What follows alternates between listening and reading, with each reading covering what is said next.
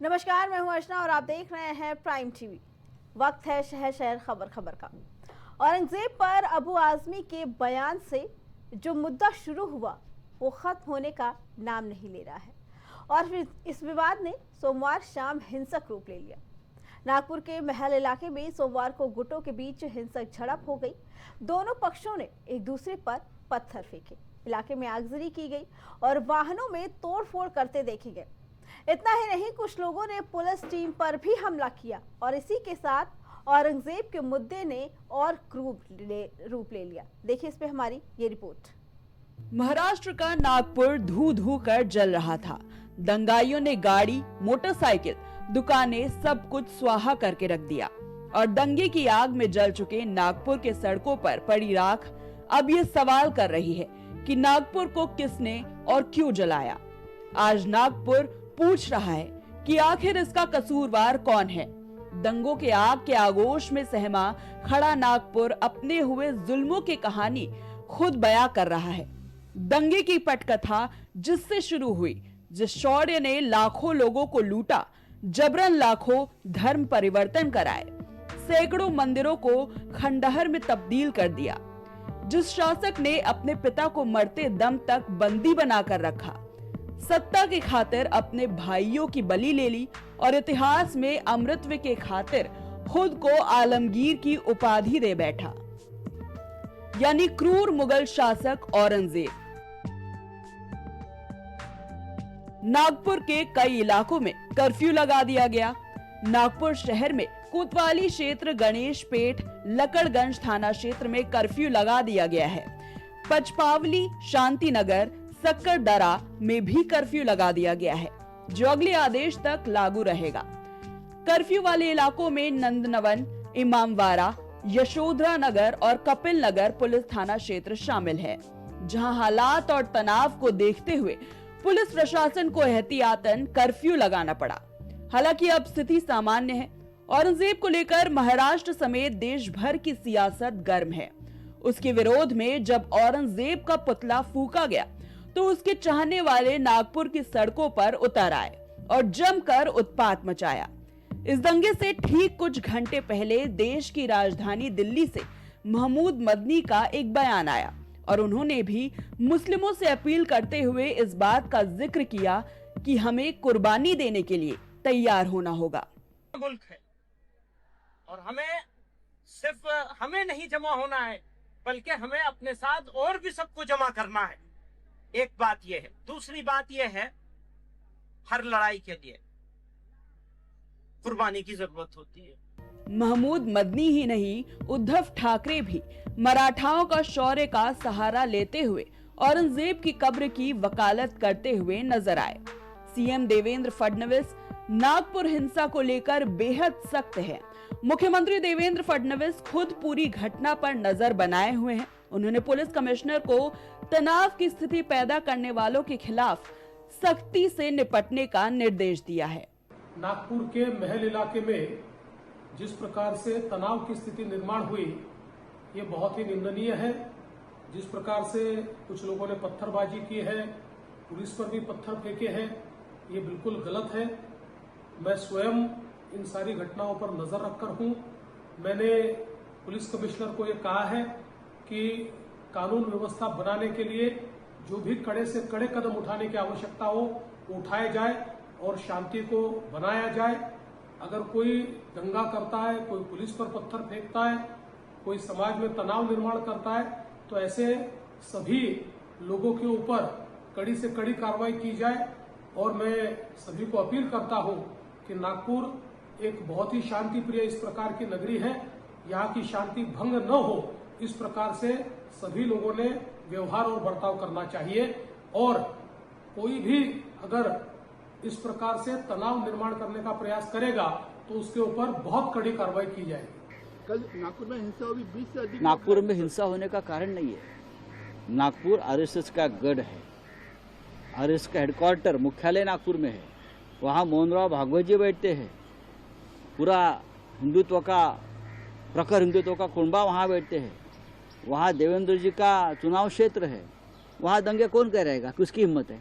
गृह मंत्री देवेंद्र फडणवीस जी है, मुख्यमंत्री देवेंद्र जी है, वहाँ भारतीय जनता पार्टी के प्रदेशाध्यक्ष बावनकुळे नागपुर से है और 4 मंत्री आसपास है।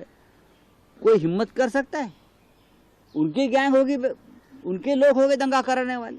ये एक नया पैटर्न है हिंदुओं को डराने का, हिंदुओं को ऊपर अपने लोगों से हमला करवाने का, फिर हिंदुओं को भड़काने का और दंगा में उसको लाना है। और ये बयान उस वक्त आया है जब मुगलिया सोच और मुगल आक्रांताओं के खिलाफ देश भर में माहौल गर्म है।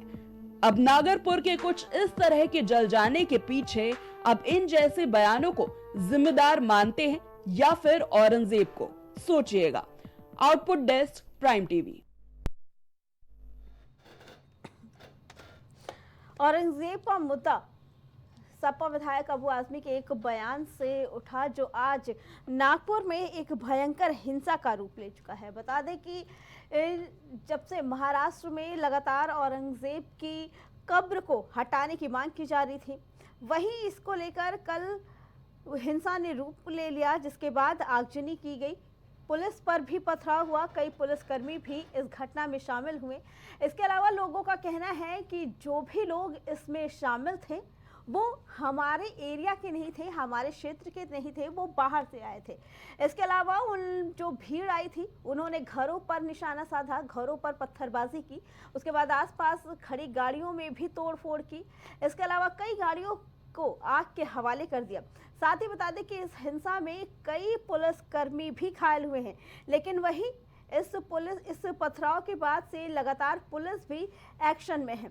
बता दें कि महाराष्ट्र के उप मुख्यमंत्री एकनाथ शिंदे ने नागपुर हिंसा पर कहा कि कल नागपुर में जो घटना हुई वो दुर्भाग्यपूर्ण है।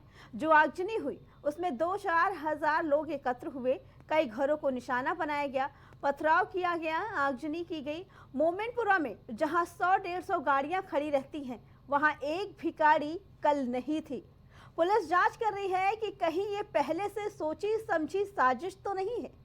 लोगों पर हमला किया गया, पुलिस की गाड़ियों को निशाना बनाया गया। इस घटना में 4 डीसीपी स्तर के अधिकारी, 30 पुलिसकर्मी घायल हुए हैं। पुलिस पर हमला करने का मतलब है कानून को अपने हाथ में लेना। इन लोगों को बख्शा नहीं जाएगा, सख्त कार्रवाई की जाएगी। मुख्यमंत्री खुद इस पूरे मामले का संज्ञान में ले रहे हैं और मैं लोगों से ये अपील करना चाहता हूं कि वो शांति व्यवस्था बनाए रहें।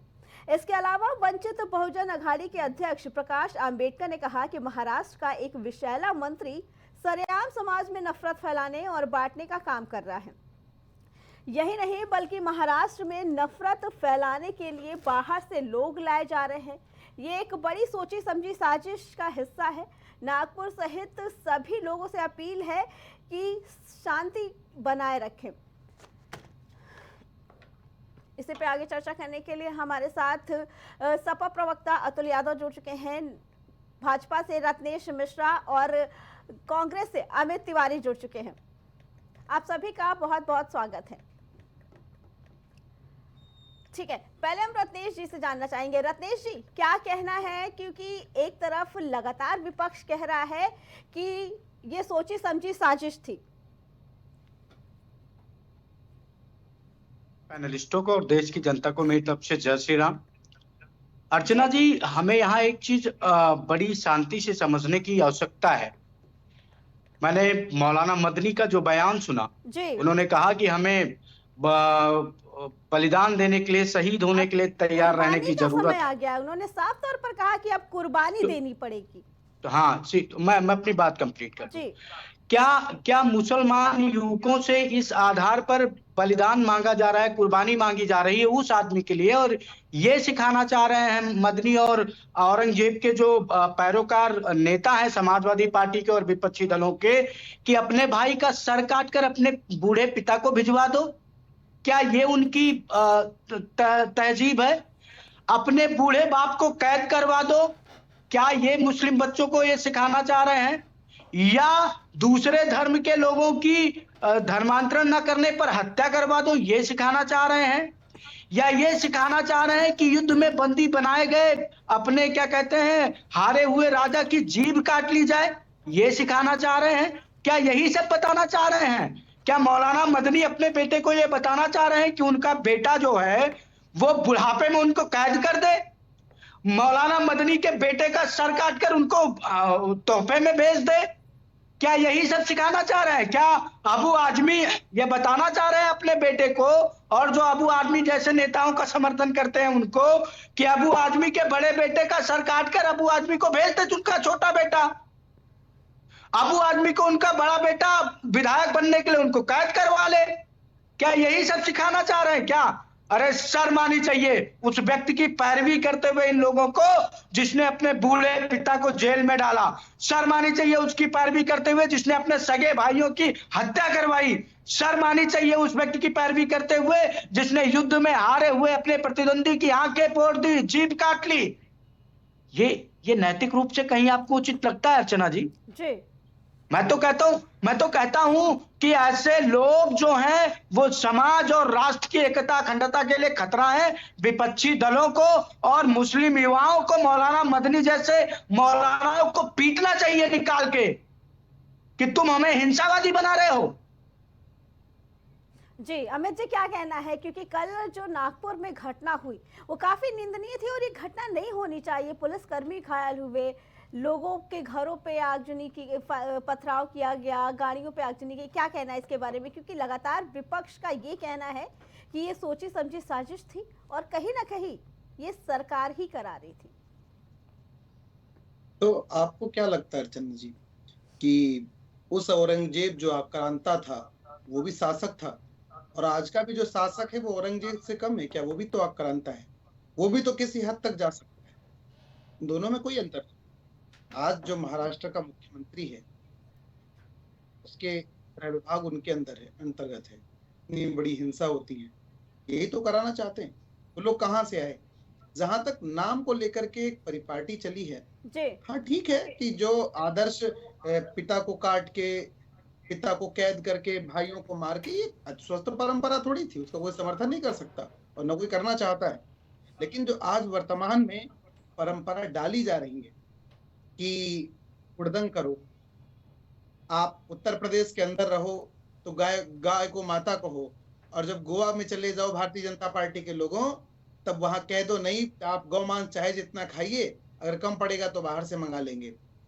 उत्तर प्रदेश और हिंदी बेल्ट में गौ माता पर अर्चना जी राजनीति करो, उसको माता मानो, और मिजोरम में भारतीय जनता पार्टी का अध्यक्ष सीना ठोंक करके कहे कि नहीं हम गाय खाते हैं, शिद्दत से खाते हैं, डंके की चोट पर खाते हैं, जिसको जो करना हो कर लो। तो ये दोहरे मापदंड है ना, तो ये तो संस्कार नहीं हो सकते। दूसरा, ये बेचारे पार्टी के लोगों की मजबूरी है, ये देवतुल्य हैं। इनसे उत्तर प्रदेश में कहा जाएगा कि नहीं गाय के लिए आंदोलन करो, लेकिन कंगना रनौत जो सीना ठोंक के कहती हैं, डंके की चोट पे कहती है कि मैं मांस खाती हूँ, मुझे कोई फर्क नहीं पड़ता कि वो गाय का मांस है कि किसी और चीज का मांस है। उनके लिए बेचारे देवतुल्य कार्यकर्ता वोट मांगते हैं, वोट मंगवाए। मैं उसी पर आ रहा हूँ। ये देवतुल्य कार्यकर्ताओं की मजबूरी है कि उनसे वहां कंगना रनौत के लिए वोट मंगवाया जाता है। नागपुर हिंसा की जहां तक बात आई, वो तो हिंदुत्व का सबसे बड़ा गढ़ है, वहां तो आरएसएस के लोग बैठते हैं। और आप समझिए अर्चना जी, इनकी क्रोनोलॉजी को समझिएगा। जो आरएसएस आपके बच्चों से कहेगा कि आप इफ्तार में न जाइए, आप रोजा पे कुछ मत करिए।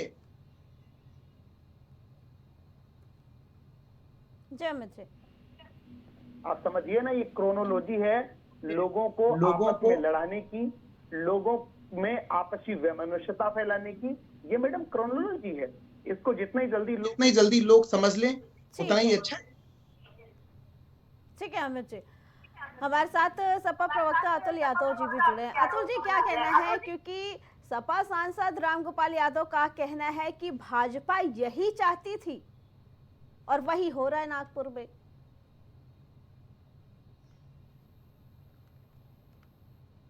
दलों की तो जो वहां की घटना है, ये वहां का प्रशासनिक फेलियर है, पुलिस का फेलियर है। अगर आपका एलआईयू इंटेलिजेंस क्या कर रहा है, अगर आपका एलआईयू है, इंटेलिजेंस है, सब कुछ आपके पास है, आपको पता है जो लोग वहां रैली निकाल रहे थे तो परमिशन किसके द्वारा दी गई थी। अगर वहां पे कोई अराजकता फैली और ये घटना घट गई तो ये तो वहां का पुलिस फेलियर है, प्रशासनिक फेलियर है। ये दूसरे विपक्षी दलों पे डाल देने से कुछ नहीं होता है। विपक्षी दल हमेशा सचेत रहते हैं और विपक्षी दल के जो हमारे नेता का अभी जो भाजपा प्रवक्ता द्वारा नाम लिया गया अबू आजमी जी का, उन्होंने औरंगजेब की घटना जो बोला था, उन्होंने कहा कि मैं अपने शब्द वापस लेता हूं। लेकिन भारतीय जनता पार्टी औरंगजेब के इतिहास को लेकर के या उन चीजों को लेकर, औरंगजेब को किसने सही कहा, जो इसका इतिहास लिखा गया है वो इतिहास तो पूर्व में लिखा जा चुका है, उसको लेकर के आज हम जो यहाँ पर माहौल खराब किया जा रहा है। अभी आपको पता होना चाहिए, हम सब पढ़े लिखे समाज के व्यक्ति हैं, समाज के अच्छे चीजों को समझते हैं कि अभी बच्चों की परीक्षाएं संपन्न हो चुकी हैं, अप्रैल में एडमिशन होने हैं, महंगाई अपने चरम पर है। जब माता पिता दुकानों पे खड़े होंगे किताबों को लेने के लिए, ये दिग्भ्रमित चाहते हैं कि ये समाज जो है बटा रहे, धर्म के आधार पर बटा रहे। किताबें लेने जाएंगे, जो किताब कॉपी पेंसिल जब अपने बच्चों को वो दिलवाने के लिए जाएंगे दुकानों पर तो महंगाई नजर आएगी। और स्कूल के जो वो है वो फीस, वहाँ पे फीस चाहेंगे, अच्छी खासी फीस भरी जाती है प्राइवेट स्कूलों में। तो इन संदर्भ में जो सरकार है वो अपनी जिम्मेदारियों, जब लोग कहेंगे कि भाई फीस क्यों महंगी हो रखी है, महंगाई कहाँ से आ रखी है, बच्चों की जो बसों का भी जो पेट्रोल महंगा ठीक है अतुल जी, लेकिन क्या कहना है जिस तरीके से मांग की जा रही है औरंगजेब की कब्र हटाने को लेकर, जिसको लेकर ये सारी चीजें हो रही हैं, अबू आजमी के बयान के बाद से ही ये सारी चीजें करवाई, आपका क्या कहना है कि जो मांग की जा रही है वो सही है कि गलत है? देखिए, इतिहास में कुछ चीजें ऐसी होती हैं कि कहीं ना इतिहास पढ़ने के लिए होता है, इतिहास समझने के लिए होता है, और इतिहास में जो चीजें गलत हैं तो गलत हैं। लेकिन इन चीजों को लेकर के भारतीय जनता पार्टी जो धार्मिक चीजों को उठा रही है, ये कहाँ तक, देश के विकास की बात नहीं कर रहे हैं, इनके संगठन जो प्रासंगिक संगठन है वो इन चीजों की बात नहीं कर रहे हैं, महंगाई की बात नहीं कर रहे हैं, बेरोजगारी की बात नहीं कर रहे हैं। और देखिए, ये जो चीजें हैं कि किसी देश चलता है लोकतंत्र से, संविधान हमारा क्या कहता है। इस समय हम विकास की बात करें, महंगाई अपने चरम पर है, ये सब मुद्दे दबाना चाहते हैं। लोकसभा सत्र चल रहा है, अन्य राज्यों में कितनी महंगाई चरम पर है, ये सब बातों को दबाना चाहते हैं। ठीक है अतुल जी, तो आपका कहना है कि जो राम गोपाल यादव ने कहा कि भाजपा यही चाहती थी और ये भाजपा ही करवा रही है, ये सही है? आप उनके बयान से सहमत है या नहीं? देखिए, आप बात देखिए, जो चीजें मैं आपके चैनल पर, आपका प्रतिष्ठित चैनल है, भाजपा महंगाई से, बेरोजगारी से, अन्य समस्याओं से भागना चाहती है। किसानों की जो कृषि, जो वहाँ पे महाराष्ट्र में अगर देखा जाए, किसान जो हैं कितने परेशान हैं, अगर वो आत्महत्या करते हैं तो इन चीजों से भाग रहे हैं। और ये सब चीजों पे चर्चा ना हो, जनता इन चीजों से अपना ध्यान हटाए रखे। ये सब ये है धार्मिक चीजों पर ही हमेशा भाजपा की राजनीति टिकी रहती है। भाजपा ये अवसर तलाशती रहती है कैसे धर्म के नाम पर लोग भटके रहे और विकास के नाम पर चर्चा ना हो, महंगाई पे कभी चर्चा ना हो, तो ये इन चीजों को तो सूट करता है। ये लोग एक बताइए, इनका प्रशासनिक फेलियर है या नहीं है? वहाँ पे इतनी बड़ी घटना घट गई या कोई मतलब वहाँ पे जो मतलब आगजनी हो गई, तो इनका प्रशासनिक फेलियर है, पुलिस फेलियर है। वहाँ पे पुलिस कर्मियों को चोटें आई तो नहीं, सुन लीजिएगा, इनकी एलआई क्या कर रही थी? अगर भीड़ ने वहाँ पे भीड़ आ गई, वहाँ अचानक आपके चैनल द्वारा बताया जा रहा है या अन्य चैनलों के द्वारा भी हमने देखा, जो समझा हुआ, हम तो वहाँ पे नहीं है, तो जो समझ में आ रहा है कि वहाँ से अगर भीड़ आई तो कहाँ से आ गई? तो इनका वहाँ का जो पुलिस के अंदर में एलआई होती है और जिला प्रशासन के अंदर में एलआई होती है, तो एलआई क्या कर रही थी? यानी इतनी बड़ी घटना कैसे घट गई? चलिए इस बात का जवाब ले लेते हैं रतेश जी, क्या कहना? 250-300 लोग आते हैं और दंगा फैलाकर चले जाते हैं, पुलिस कर्मियों पे हमला करते हैं, गाड़ियों में आग लगाते हैं, लोगों के घरों में पथराव करते हैं और प्रशासन को पता ही नहीं चलता, ऐसा कैसे हो सकता है? अबू आदमी जैसे नेताओं का संरक्षण प्राप्त होगा, विधायकों का संरक्षण प्राप्त होगा, तो वो इस प्रकार की घटनाएं कारित करेंगे ही करेंगे। और मेरे दोनों प्रवक्ता साथी अभी बोल रहे थे, चाहे वो कांग्रेस पार्टी के हों, चाहे वो समाजवादी पार्टी के हों, उन्होंने एक बार भी ये नहीं कहा, उन्होंने एक बार भी ये नहीं कहा। जिम्मेदारियों से नहीं भाग सकते। अर्चना जी, मैं बोलूँ अब? अतुल जी आते हैं आपके पास, अर्चना जी ये अपनी बात पूरी कर ले, फिर आते हैं आपके पास। जो है अर्चना जी ये लोग इसी प्रकार का हो हल्ला मचाते हैं, इन्हीं के समर्थक हैं जो भाई वहाँ पर बम बारूद गोला मारते हैं। अतुल जी जवाब ले लेते हैं रत्नेश जी से, फिर आते हैं आपके पास। जी रत्नेश जी, देखिए कैसे पता नहीं? देखिए अर्चना जी, जब अबू आदमी जैसे समाजवादी पार्टी के विधायक और मौलाना मदनी जैसे धर्मगुरु खुले तौर पर कहेंगे कि कुर्बानी देनी है आपको, तो इस प्रकार की हिंसा तो सामने आएगी काहे, क्योंकि उनको संरक्षण मिलेगा। दूसरी बात, भारतीय प्रदर्शन करने जाते हैं रतेश। मैडम सुनिए तो, मैडम मेरी बात तो सुनिए आप। मैंने 18 मिनट तक सुना है, सुनिए। ठीक है अतुल जी, आते हैं आपके पास। रतेश जी अपनी बात पूरी कर ले, फिर आते हैं आपके पास। गलत सलत परोसेंगे सुनिए फिर, आप अपने समय पे अपना जवाब दे दीजिएगा, अभी रत्नेश जी को बोलने दीजिए। मैंने इनको एक बार भी नहीं टोका। क्यों भाई, शाखा मृग बनने का ज्यादा शौक है क्या? ठीक है रत्नेश जी, मुझे फालतू फंड का बोलना नहीं आता है, मैं धर्म की राजनीति नहीं जब इनकी बात कंप्लीट हो अर्चना जी तब मैं फिर बोलूं, क्योंकि मैं ये भाव टाइप और बंदरों टाइप सबको नहीं कर पाऊंगा। किसी ने हस्तक्षेप नहीं किया था। रत्नेश जी को अपनी बात पूरी कर लेने दीजिए, फिर आएंगे आपके पास, ठीक है? देखिए अर्चना जी, जब अबू आजमी जैसे समाजवादी पार्टी के विधायक और मौलाना मदनी जैसे जो धर्मगुरु हैं, जब इस प्रकार की हिंसा को और एक आतताई के समर्थन में खड़े होंगे तो हिंसा करने वालों का मनोबल बढ़ेगा ही बढ़ेगा। दूसरी बात, समाजवादी पार्टी के और कांग्रेस पार्टी के लोग उनको औरंगजेब बनाना चाहते हैं, जबकि भारतीय जनता पार्टी मुस्लिम युवाओं को कभी शेख सादी बनाना चाहती है, मुल्ला मसीह बनाना चाहती है, बदायूं बनाया चाहती है। हम उनको फरीद रसकान, आलम रसलीन, हमीदुन नागौरी जैसे व्यक्तित्वों में बदलना चाहते हैं मुस्लिम युवकों को। हमारा ये लक्ष्य है कि वो जब आए तो उनका नाम जो है वो सकारात्मक तौर पर लिया जाए, जबकि विपक्ष के लोग उनको औरंगजेब जैसा कातिल बनाना चाहते हैं। तो दोनों लोगों में बड़ा अंतर है। हमने कहा कि आप औरंगजेब जैसे आतताई बनोगे तो आपको एलिमिनेट किया जाएगा, लेकिन आप क्या कहते हैं, आप अब्दुल हमीद बनिए, आप डॉक्टर एपीजे अब्दुल कलाम का बनिए, हम लोग पूजेंगे उनको श्रद्धा, उनके चरण चूमने को तैयार है, उनके पांव धोकर पीने को तैयार है। आप आतताई बनेंगे तो हम आपको स्वीकार नहीं करेंगे। आप हमारी संस्कृति को लूटने वाले की पैरवी करेंगे तो हम उसको क्या कहते हैं, स्वीकार नहीं करेंगे। इस प्रकार की चीजें स्वीकार नहीं की जा सकती। दूसरी बात, ये लोग क्यों नहीं कहते मौलाना मदनी और जो उनके विधायक हैं अबू आजमी, क्या उन्होंने एक बार भी कहा कि मुस्लिम युवाओं आप नाजनीन अंसारी बनो, आप अब्दुल रशीद खान बनो, आप नसीर बनारसी बनो, आप मिर्जा हसन नासिर बनो, आप दीन मोहम्मद दीन बनो, आप इकबाल कादरी बनो, आप जफर अली खां जैसे व्यक्तित्व बनो, आप उस्ताद बिस्मिल्लाह खां बनो, जिनको हम हिंदू और सभी राजनीतिक दल अपने पलकों पे बिठा के रखते हैं। उनके लिए हमारे मन में कितना सम्मान है पूरा देश जानता है। क्यों ये लोग नहीं कहते, क्यों ये लोग सकारात्मक व्यक्तित्व का उदाहरण नहीं देते मुस्लिम युवाओं के लिए? क्योंकि ये जानते हैं कि अगर मुस्लिम सकारात्मक छवि वाला बन गया तो इनकी राजनीति खतरे में पड़ जाएगी, इनका राजनीतिक अस्तित्व समाप्त हो जाएगा। ये लोग केवल देश को बांटने की राजनीति करते हैं अर्चना जी। और मैं फिर कहूंगा कि मैंने जितने भी सकारात्मक मुस्लिम व्यक्तित्वों के नाम गिनाए हैं, एक को भी ये लोग जानते नहीं होंगे कि ये है कौन।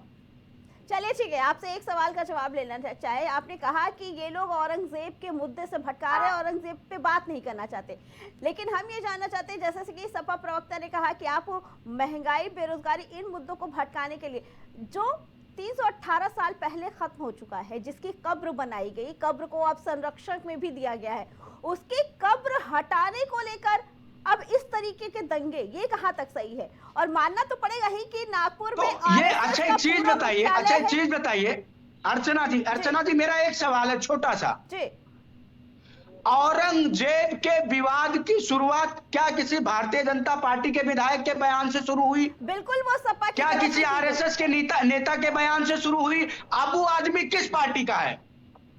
ठीक है, लेकिन ये बताइए उस चीज अबू आजमी किस पार्टी का है? समाजवादी पार्टी, क्या समाजवादी पार्टी के समाजवादी पार्टी के नेता और प्रवक्ता अपनी आंखों पर पट्टी बांध लेते हैं, मुंह पर फेविक्विक लगा लेते हैं कि इनकी पार्टी का विधायक एक आतताई को, एक आक्रांता को अपना क्या कहते हैं हीरो बताता है, तब इनसे नहीं बोला जाता। ठीक है, क्यों नहीं किया आपने अबू आजमी पे कार्रवाई? क्यों अखिलेश यादव ने अबू आजमी को बुलाकर ये नहीं कहा कि आप गलत बोल रहे हैं? अमित जी से इस बात का जवाब लेने देते हैं। अमित जी, क्या कहना है, क्योंकि 318 साल हो गए हैं इस कब्र को आपकी सरकार में संरक्षण किया गया है। अर्चना जी मेरे और सवाल है, आप अतुल जी से पूछेगा ना बिल्कुल कि क्यों अबू आजमी को अभी तक अखिलेश यादव ने बर्खास्त नहीं किया? को लेकर इतना गरमाया जा रहा है और विपक्ष क्यों इतना हंगामा कर रहा है?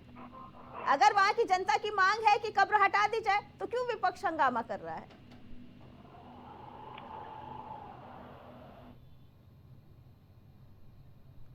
जी अमित जी, हुकूमत भी आपकी है, सरकार भी आपकी है, तो देवेंद्र फडणवीस आ जाए बुलडोजर। नहीं, हुकूमत हमारी नहीं है, सरकार हमारी नहीं है, हुकूमत महाराष्ट्र की जनता की है, सरकार महाराष्ट्र की जनता की है। जनता ने हमको अपना प्रतिनिधि बनाकर भेजा है।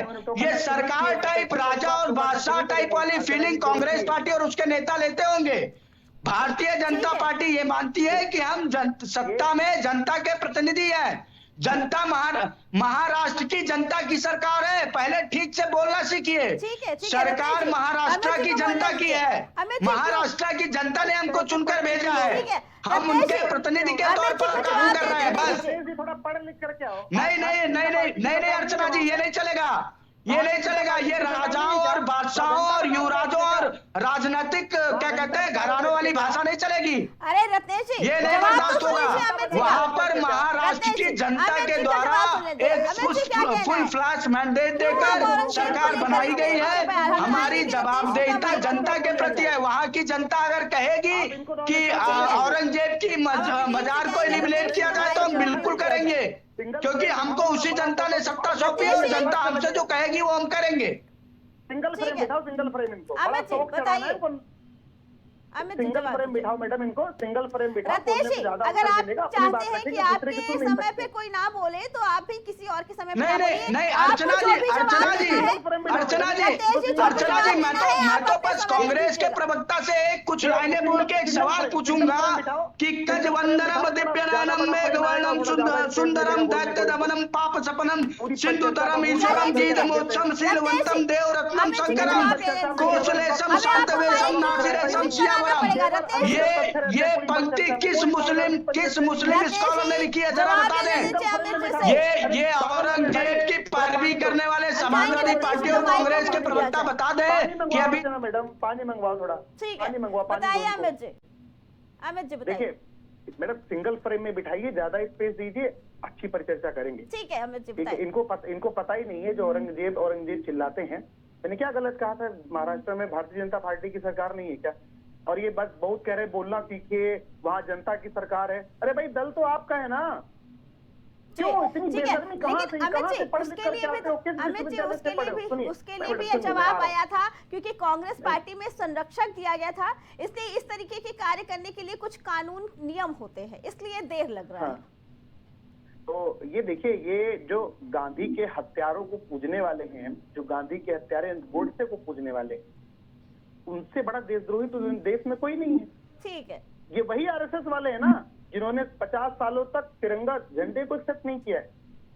ये वही गद्दार हैं जिन्होंने माफी मांगी, वही माफी आपके पास जो बड़े मुस्लिम आपके पास देश के झंडे को 50 साल में एक्सेप्ट नहीं करते। एक बार भी दोनों प्रवक्ताओं ने बोला गोडसे के भक्त हैं, कि सकारात्मक लोगों पर बातचीत होनी चाहिए। जी, इनसे बड़ा देशद्रोही कौन है? देश को बांटने का और देश को तोड़ने का काम करता है, इसको कतई बर्दाश्त नहीं किया जाएगा। और दूसरी बात अर्चना जी, आपको जानना होगा, औरंगजेब का नाम लेते ही सोचते नहीं है, लेकिन औरंगजेब तो किसी भी आतंकवादी, किसी भी जिहादी, किसी भी गैर जिम्मेदारी तत्व को विधायक औरंगजेब है, औरंगजेब चौधरी, चाहे जो उसका इनकाउंटर करेगी पुलिस, पकड़कर जेल में डालेगी।